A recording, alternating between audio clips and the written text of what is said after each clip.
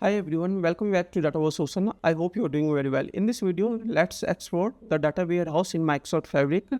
We will see what it is, how it works, and how you can create one in Microsoft Fabric. So before we jump into demo, let's first understand what a warehouse generally means. A data warehouse typically stores structured data. It means it designed for data in tabular format. It's not meant for semi-structured and unstructured data like JSON, image, video like this.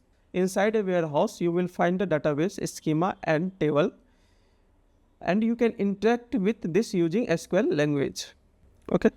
A data warehouse support transaction feature like commit. You can run DML queries like insert, update and delete, and DDL command like create and alter.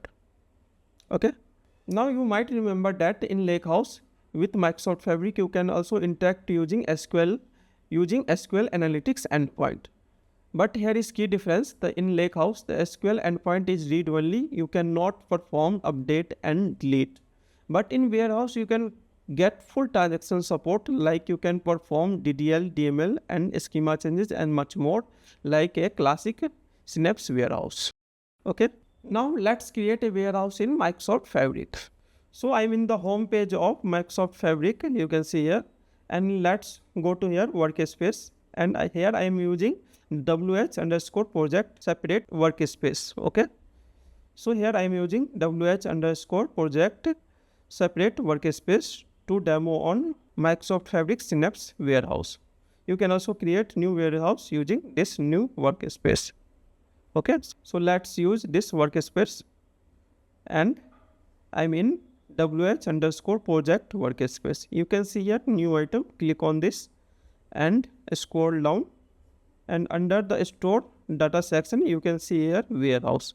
Click on this and name it demo wh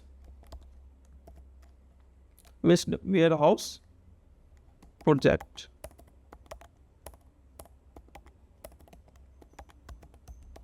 and click here create to create this warehouse. Here is warehouse created.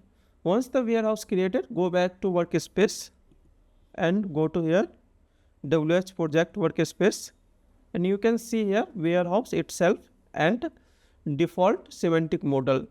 This warehouse you can run the SQL like operation like create table, create view, store procedure, etc. and the semantic model used to create Power BI report. If you remember, go to here LH Lakehouse project. We have a 3 component: Lakehouse, semantic model and SQL Analytics endpoint. But in warehouse there is no separate SQL Analytics endpoint because warehouse itself support SQL language itself.